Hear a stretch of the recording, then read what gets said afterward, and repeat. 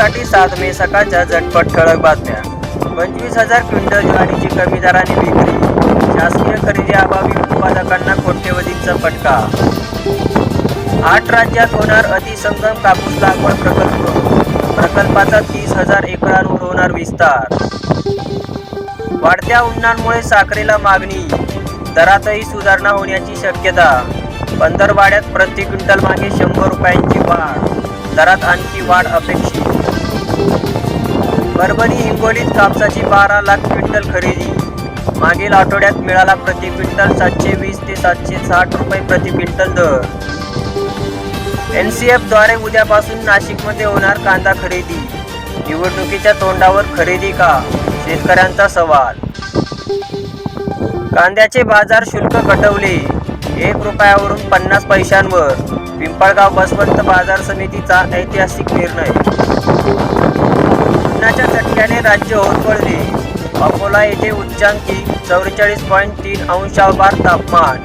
विदर्भ मराठवाड्यात पावसाचा इशारा. पाऊस गारपीट होऊनही पीक नुकसान नाही. टेबलावर तयार केले सर्वेक्षण अहवाल. नरखेड तालुक्यातील शेतकऱ्यांमध्ये प्रचंड असंतोष. अवकाळी पावसामुळे 1000 हेक्टर नासधूस. कृषी विभागाचा प्राथमिक अंदाज.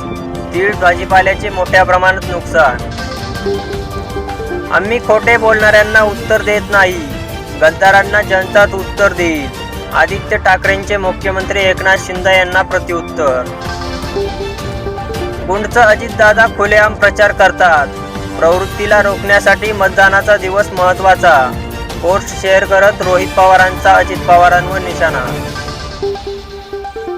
निवडणुकीनंतर 2 राजकीय पक्ष संपुष्टात येणार. राजकारणात मोठे बदल होणार. काँग्रेस नेते पृथ्वीराज चव्हाण यांचा खळबळजनक दावा.